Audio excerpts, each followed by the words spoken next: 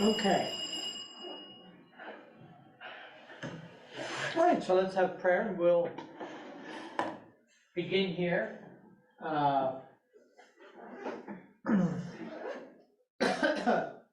In dealing with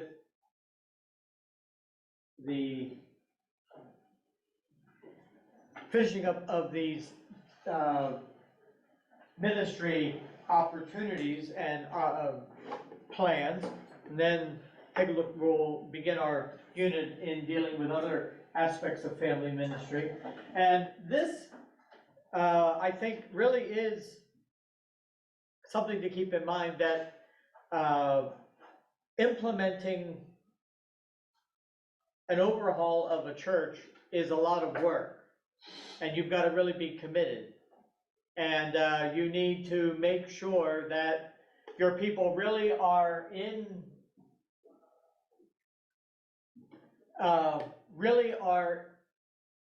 want to make the transition before you start. And you'll have to recognize it partway through. You'll have to make sure they're still committed when it starts impacting areas that they weren't expecting it would. But so sometimes it's often better that you try this when there's some other type of crisis where the church really needs to make changes, or it may close anyway. So let's keep that in mind. Let's have prayer, and then we'll get into this material. So, Father, we do thank you for your special help and blessing, helping us to know you, to serve you, to see you. And we pray that you will help us as we minister to families and minister with families to honor you and to glorify God. And we pray that you will help us to learn together to make our own families strong and to strengthen them and to have your special blessing on each of us. In Jesus' name we pray, amen. So we looked at these different roadblocks, things that get in the way. So be aware that there are going to be obstacles that you'll have to overcome. And it lists them out. And by the way, these little pictorial diagrams were selected by my PowerPoint design program. So I hope they fit. Now, spiritual roadblocks might be a little plant growing. Spiritual, organizational, time, and programmatic roadblocks. The first one, spiritual roadblocks. The tradition of isolated age-organized programs is going to create some difficulties. The spiritual enemy that wants to destroy the family, if transitioning to a family-led program, expect there to be opposition from Satan, but also it can come in the form of people who are just comfortable with age-oriented family ministry, especially if you have someone who has taught, let's say, the youth class for some time, and they're not interested in giving that up because that's how they define themselves. Every person who has a role, you got to find them some other role. You've got to help incorporate this so that there isn't a spiritual backlash. This needs to be saturated with prayer, but you must be willing to push forward if this plan is going to succeed. If you start compromising and saying, okay, well, we'll still let you have your class, but overall, we're going to eliminate this. Guess what? You'll start making exceptions all the way through. And in the end, it's not going to be very effective or accomplish what you want it to, because it's going to be riddled with situations that don't fit.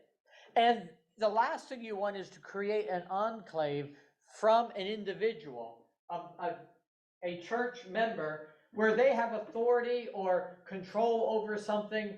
Now, this is true of any situation, but they have control over something, or they're managing a particular situation, and they don't have any they're not under the control of the church board. I remember I was in a situation, I was at a church, and there was an aspect of ministry there that was controlled by a particular person, and from what I could tell, their family, and none of the people in that family were members. I couldn't figure out how this happened. And I was like, why don't we just shut this down? We can use this space for something else. No, you can't do that, because they will be upset. They work for us. Or if this is their business, why aren't they paying rent to us to operate it? I realized somehow they had gotten control, so you don't want that. Now, organizational roadblocks. The pastors are responsible to equip the saints for ministry, and pastors do not disciple the children, but help parents to do this in their own way. So the pastor, or even a group of sub-pastors, discipleship leaders, would equip the saints for ministry. And so organizational roadblock would be putting together a plan so that the pastor and those that are working with him would actually train parents in how to do discipleship of their family and keep them accountable for doing it as one of their main responsibilities. Then you can free up Sunday school time for family spiritual formation activities. Roadblock of time. This may take years to take root. And you may not be able to implement everything overnight. One huge, like on the first Sunday in December, which is the beginning of the new quarter, we are going to switch over to this new system. No more Sunday school. This week, you stay home and you have family devotions and just come for church. That may not work. Sunday night, we're going to have discipleship training for the families and various things like that. It may take time for this to happen. And you need to embrace incrementalism in that small changes that accomplish over time will, I think, eventually bear the fruit you want them to bear. Programmatic roadblocks. Not just one additional program of the church. So the last thing that you want in this model, the last thing you want is that instead of reorganizing the church altogether, you wind up with a new program called Family Ministries, alongside youth, children, ministry to singles, ministry to senior citizens, ministry to pet owners, or whatever else you might have, ministry to men who go hunting and fishing. So now you have ministry to families. Actually, this needs to be designed to change the way parents perceive parenting and transform the discipleship process into a home-based discipleship process that is built into the very way in which families do spiritual formation activities. Now, why does family equipping work? This is two things that he would like us to know. It works because it clearly communicates the value of the family at every level of church life. So families, the importance of family and what family is at the center of the church design.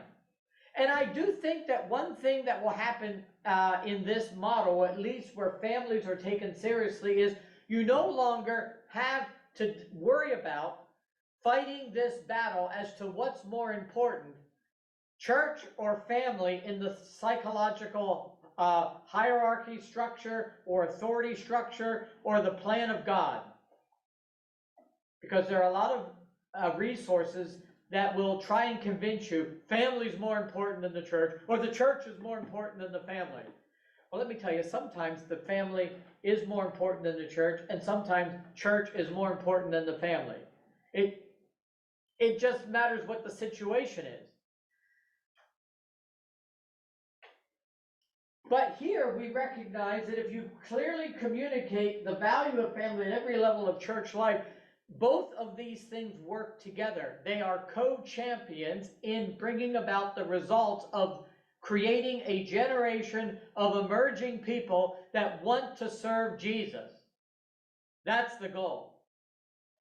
They're not fighting against each other for who controls the process of developing children. And family life is a family.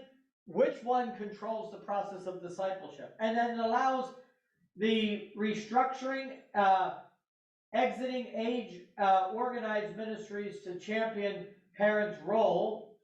It allows for us to redistribute resources so that instead of having age organized ministries, the parent's role is important, but you may still have some age segregated events that go on in your churches. And in today's world, where you have two problems, I think, with Sunday school, well, whatever you want to call it nowadays, Sunday school is pretty well dead as a term. But one of the problems you have is parents can't seem to be organized enough to get to church on time and take care of all of their responsibilities and have a lesson prepared to teach. I mean, it's amazing to me how my parents' generation were able to raise kids, get them ready in suit and tie nonetheless, special clothes for Sunday, get to church on time, be there, and teach Sunday school in addition to all the other things they're doing. Nowadays, as soon as someone knows they're have some domestic responsibility, they can't handle it anymore. They can't teach anymore. They can barely get there on time. So this creates a situation where you don't have to necessarily burden people beyond their capacity. Now, hopefully those same people that can't barely make it to church on time will be able to have devotions with their family that are meaningful on a regular basis, hopefully. I don't know. But nonetheless, it is something that in the future, it might be a way to work these things out together. Now, for the next couple of weeks,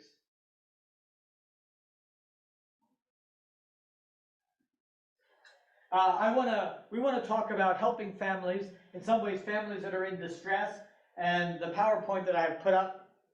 And there are several books, some that I will put on reserve, that when you see the essay that you are to write and so forth, there are some, not only the textbooks that you have, which are excellent, but there are some other resources that I want you to be looking at when you're writing some of these answers. And this is important because there are lots of families that are in trouble in various ways. And they can't always talk about the problems that they're facing.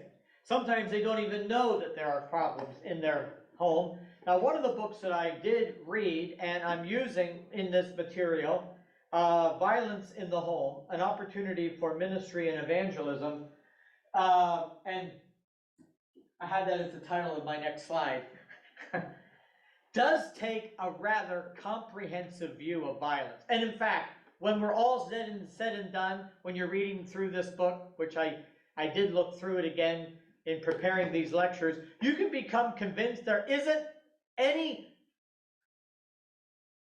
are no stable, healthy families. But we do need to be careful here as to what we might refer to as abuse and violence and those types of things.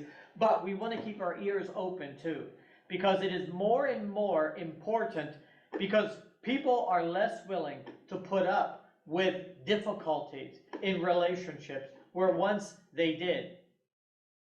And not every person is going to be able to go through some kind of marital trauma and come out on the other side and heal that. The people involved don't wait that long. And so, I mean, I may even talk a little, I may edit it out of these videos before I post them online, but talk about my own situation with Jeanette and I, and the fact that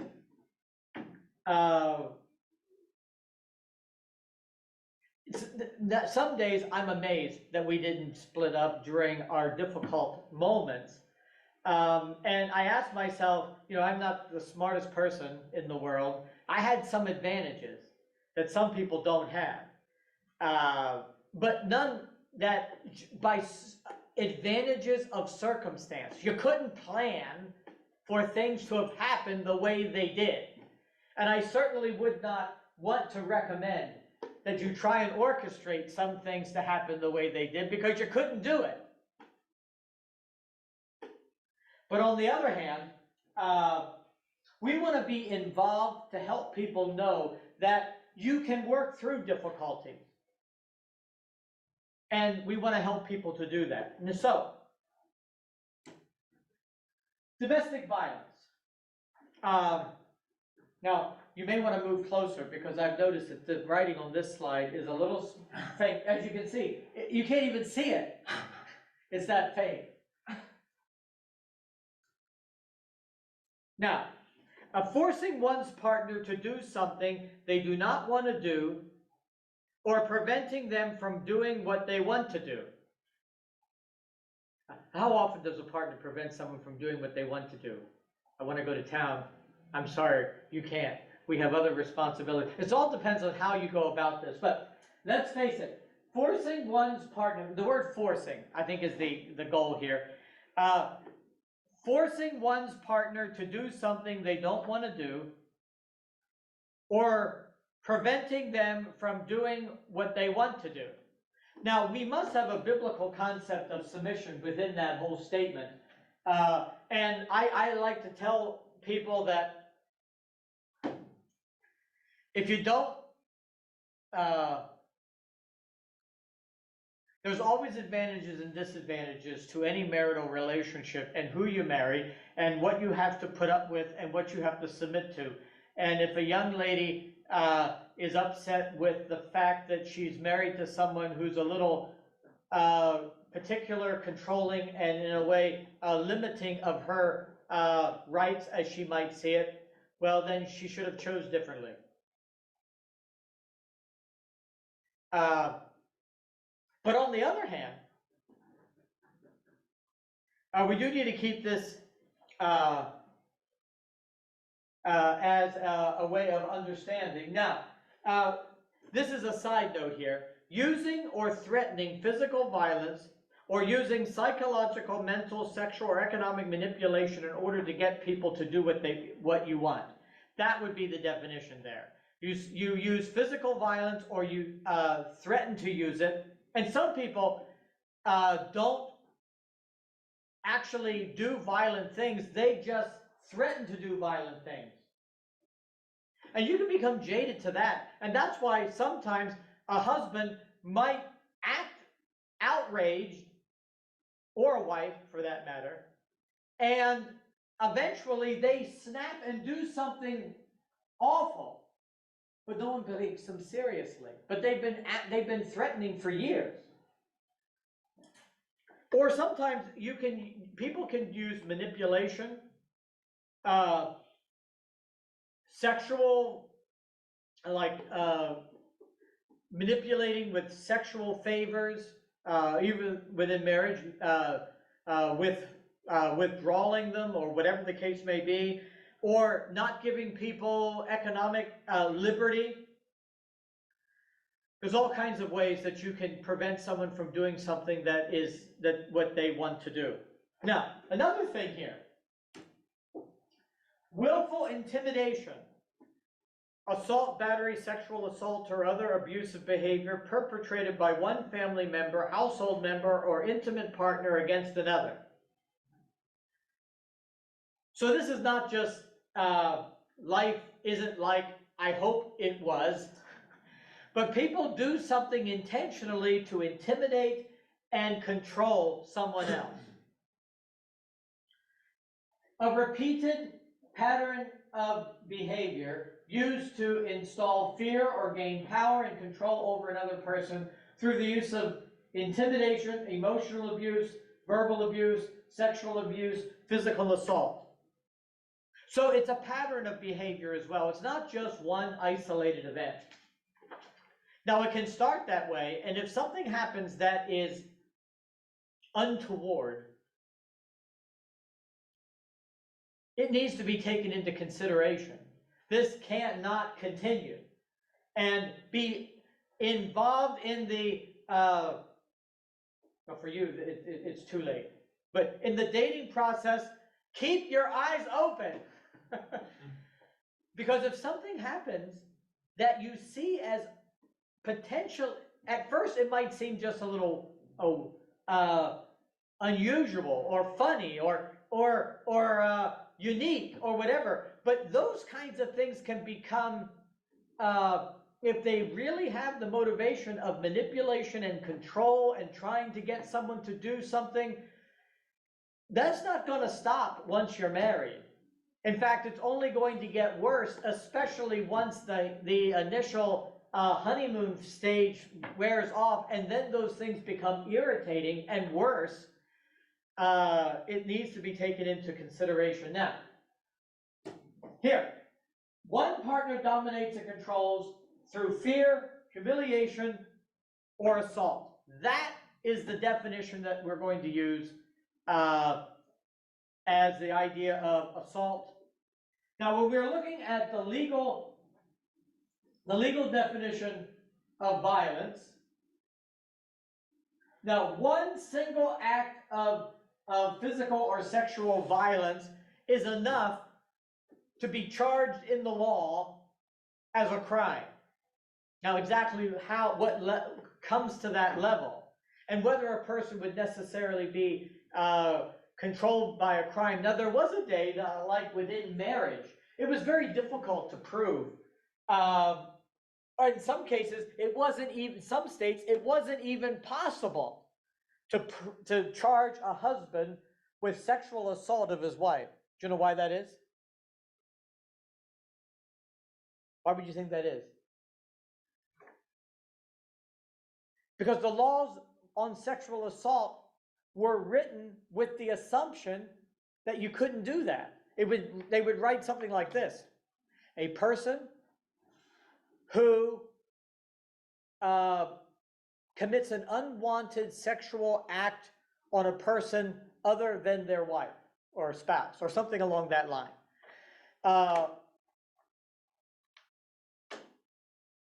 Because the assumption is in the law that a spouse has, by the very nature of being one, given consent. And so other laws had to be written later on, separate from that law, that made it possible for someone to be charged with sexual assault of a spouse. But anyway, I'm not going to downplay the concept that legal domestic violence can be one act of physical or sexual assault.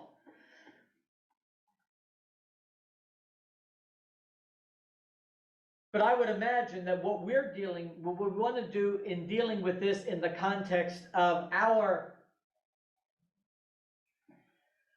own lives and the relationships that we have with people, let's not take this lightly. I remember we were sitting in a Sunday school class, and I was back home, and my pastor, Randy Wolfgang,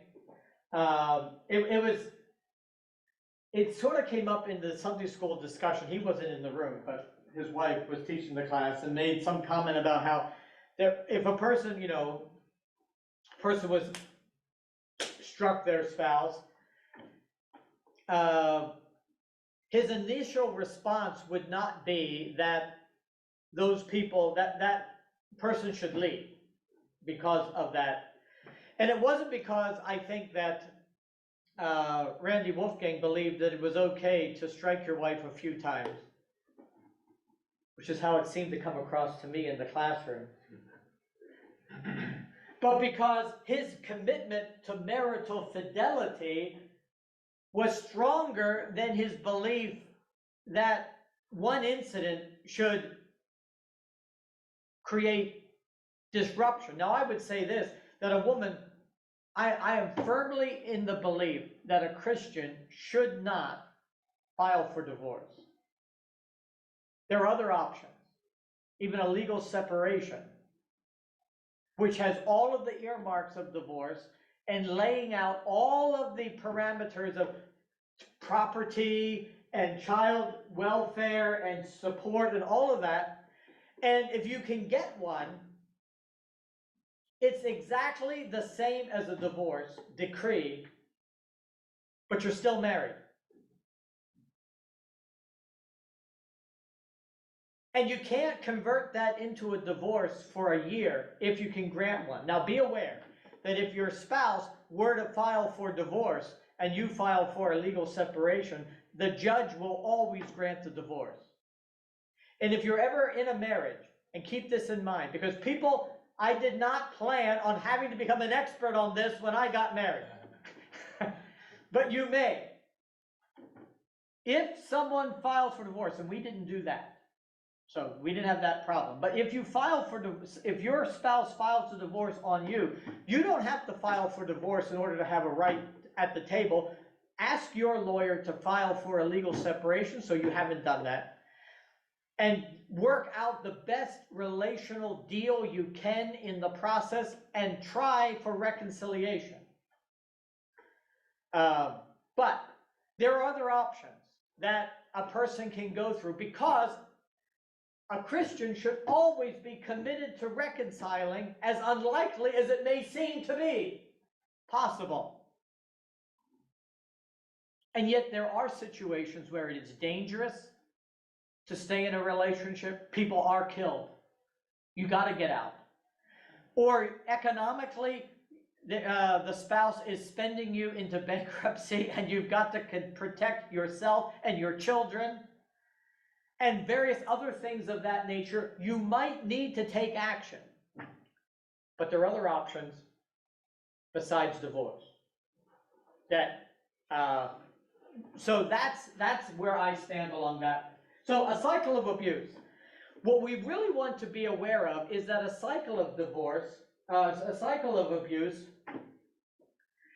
is when life is uneasy. A pattern of building tensions, like walking on eggshells. Not unless you're actually walking on eggshells, and that is just because you don't clean the floor very well. But when people are, there's eggshells all over the floor and you're walking on them, now that can create marital tension, but it might not be this. But there are places where you go into someone's home and there's just something wrong, amiss. Everyone's nervous. People can't be honest and talk because they know that if they say something that's going to set mom or dad or one of the children off, everyone is working against that problem. That's an issue that we need to keep in mind.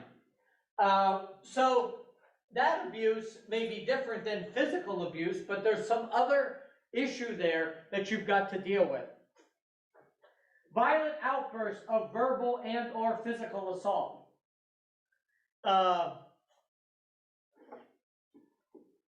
And often, as we will look into this material, violence happens in spurts.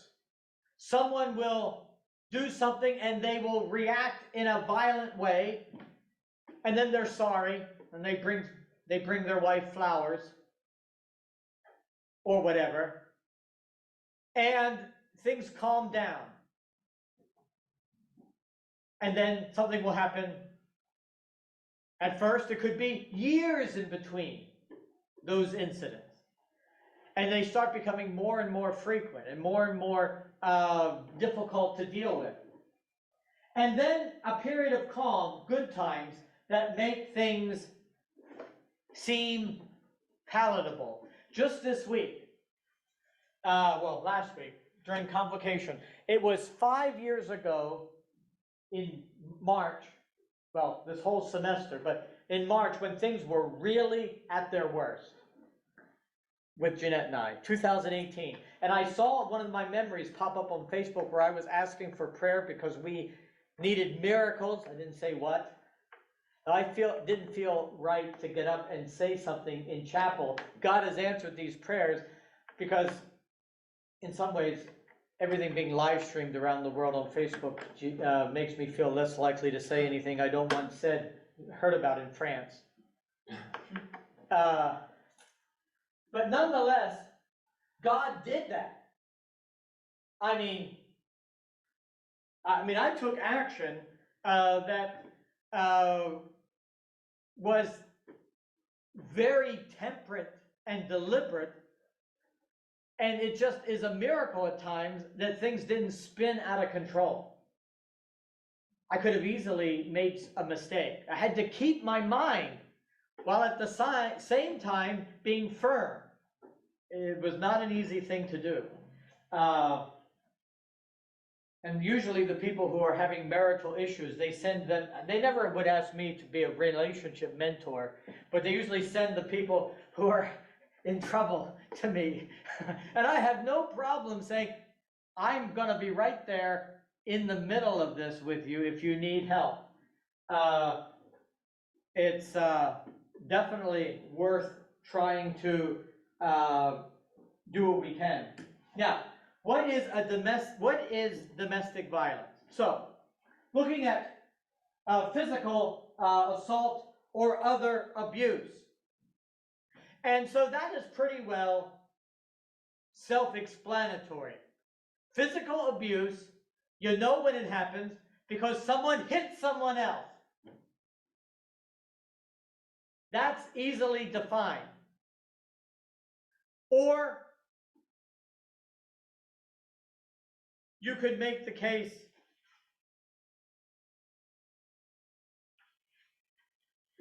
that there are other things that go on that is violent,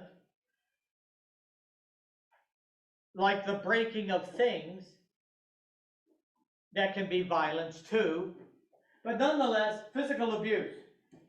Then there are things that you might think of as non-threatening events, or things that are not really physical abuse in the sense that they're physically damaging, but there's all kinds of other things that can happen. Intimidation, emotional abuse, financial control, verbal abuse, just bad talk, spiritual abuse.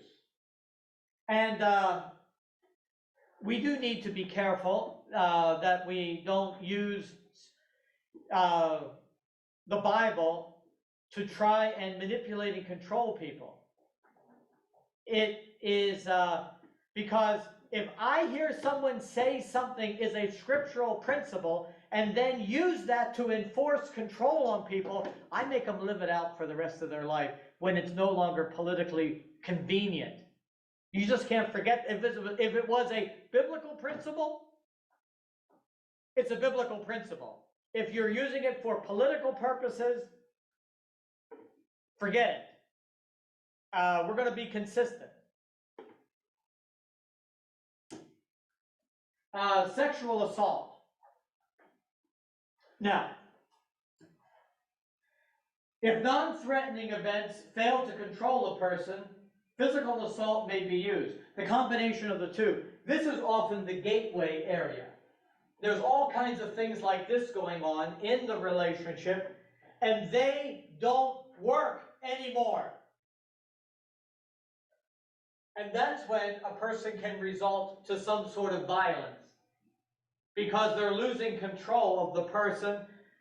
What they were doing before is no longer working. And that is not necessary, it's not just marriage.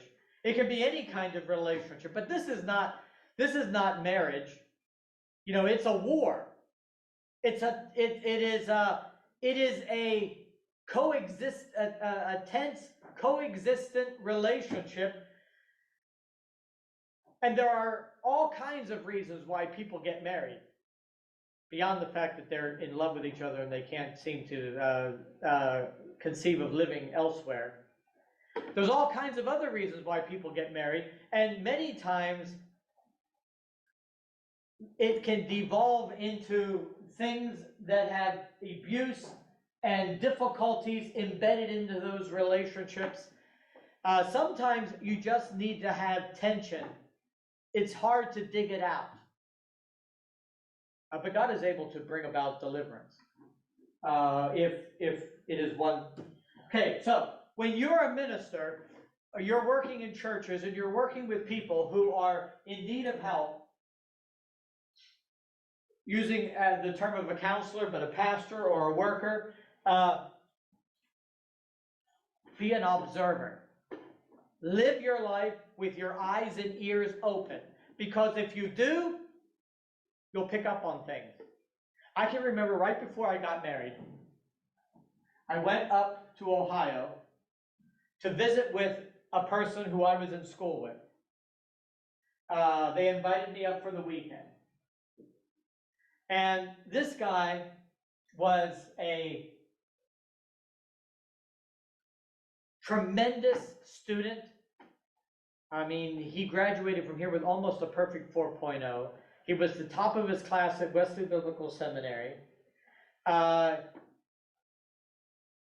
He just was a phenomenal person. I get into their home, and I had been with them when they lived in Louisiana too, earlier, many years before that. And there just seemed like there was distance between he and his wife. I get there up in Ohio just before I get married, so that's 17 years ago or whatever. And it's just strange. It's odd. You know, there's something wrong, but you can't really put your finger on it. It's just something's amiss. They're not acting like you would think they should be. And you know, later on, he left the ministry, he left his wife, and married her best friend, who was a part of that church too. He was a pastor. And you know something that I recognized later? He never seemed to be very interested in connecting with his wife. His wife walks in the room and he's just as dejected as he ever was. But I noticed someone in the church who he seemed to be, when she would walk in, he would light up. And he would talk to her in a friendly way. Now that didn't seem to, and he told me a story about something that had happened here at KMBC that he was upset about. And I was sort of involved with that, but you could tell it really bothered him. It was how the school interacted with him as a result of something that I had done. But he certainly was upset with the school on this, and that agitated him. I don't know where he is spiritually or whatever. His wife had some social, psychological, emotional problems, maybe similar to the things that Jeanette's had to deal with, but it's something he could have dealt with if he had wanted to. He just decided that he wanted out. And he found someone he would rather be with. And he was able to, eventually, it became more important to have a good life. But make observations. Now, don't make conclusions necessarily. Don't go up to someone and say, I could tell that you're seem happier with this other woman when she walks into church than when you're trying to talk with your wife. That doesn't seem to go well. So is there some kind of an affair starting there? But I would do this. I would be willing to put that in the back of my mind and think, that's weird. Let's keep that in the mind. Something might be up. Be sensitive to disparaging remarks that reflect verbal abuse in the home. If you see that someone makes snide remarks in public about their family members, it's only going to get worse when they're at home by themselves. So if you see them being unkind to one another, even when they're thinking that it's funny or so forth, keep that in mind. Also, do not dismiss hearsay, that's what I should say, hearsay and anxiety as irrational just because she's not being assaulted physically. If a woman comes and says that she has issues with how the relationship is going, I mean, it's one thing to be able to say, okay, some things you just need to deal with. We don't want to encourage a person to believe that dissatisfaction with how life is enough to say, you know, I'm going to go find the person who's going to treat me better, because that person really doesn't exist. That person will treat you bad too, just in a different way. But let's take these issues seriously and see if we can bring about resolutions that make marital harmony something that is more likely to occur. Marriage enrichment seminars, various other things of that nature, and try and work these things out in the best interest of the individuals. Now, here are kinds of abuse. It can be divided up into these three major headings: emotional, sexual, and spiritual. Now, this is taking into account, there's also, actually hitting someone, physical abuse, but there's only one category of that necessarily. But that can also go down under sexual abuse as well. When we are looking at emotional abuse, intimidation, humiliation, manipulation. When this is happening, the victim can be stomped on verbally, told how bad they are, and ignored emotionally, and can at some point feel like a non-person. Their personhood is destroyed because they're constantly put down. And this can be done on purpose. Even if the perpetrator is unaware of what they're doing, their goal is to try and keep the victim under control. A man, especially, who has a low self-esteem and thinks he is insignificant, may do something like this, especially if he's afraid that his spouse will make him look bad because she's superior to him in some ways.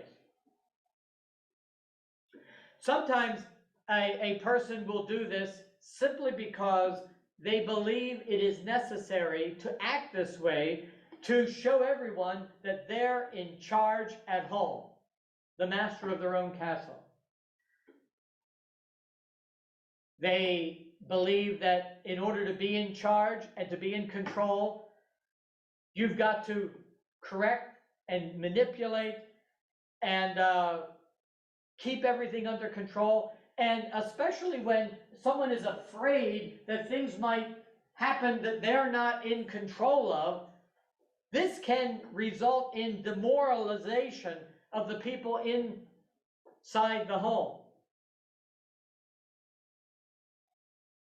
Now, the book says this, and I suppose this can happen. He tries to convince his spouse, and I have to admit, this book that I read had everything was written from a male perspective, except for one chapter about the problems when wives attack. I suppose that men are the ones who are more aggressive in this area. But let's take it into account that this can go both ways, especially this kind of abuse. Convinces his spouse that she is ugly, incompetent, unworthy of love and attention by making comparisons to others. A person will constantly let his wife know how unhappy he is with her. That's not a good idea.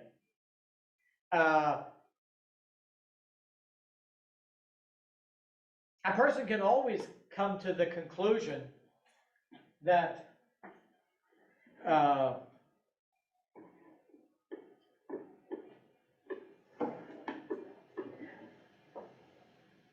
they made a choice, and there could have been other choices they could have made, but they didn't, and be upset with that. But whose fault is that? It's yours. So deal with it. It's not your wife's fault that you chose her instead of some other person that you didn't know then. If you were unwilling to make this a life commitment, regardless of what happens next, you should have made another choice. It's okay to admit, I almost made one choice, but I didn't, and I'm sure glad I didn't. And I am perfectly happy to make this one. So that's fine. A person who is not overly endowed with beauty or competence or worthwhile abilities will blossom in a relationship in which she is told that in his eyes, those things are still true. You don't have to, putting someone down doesn't help. And then, the harder she works to improve, she is made to feel like a failure anyway, because if she puts effort in to being better, more attractive, more good at keeping the house, or whatever the thing is, because sometimes a person does need to be told that improvement is necessary in order for the house to run better. But when they try to do it, be encouraging, even if there's still work to be done. So instead of always pointing out deficiency, be encouraging. You don't want someone to give up in their pursuit of being helped. Now, financial control. And this is a big one. Not so much anymore, although in some cases, wives may be not direct access to their own money, but the abuser will take control of the money, require his wife to turn over her pay, and then in return gives her an allowance that she can spend. This is not like I Love Lucy, where Lucy was always had always overrun the household account. In that case, she didn't earn any money, and Ricky was earning all the money. And he gave her money to spend, and she was supposed to budget with that. My favorite episode is the one where she starts the store in her house, and she's selling canned goods out of her kitchen.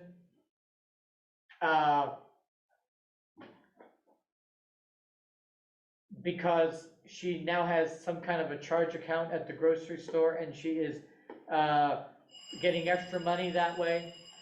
I don't know exactly how that works, but, because at some point, the bill would come due. But she was, but it's, we should have unified finances, but not from an issue of control.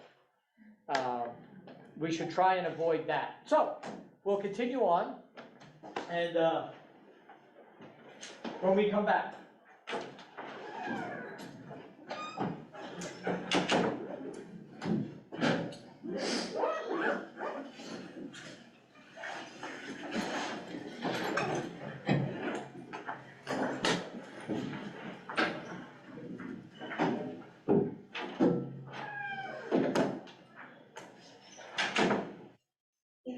Thank you.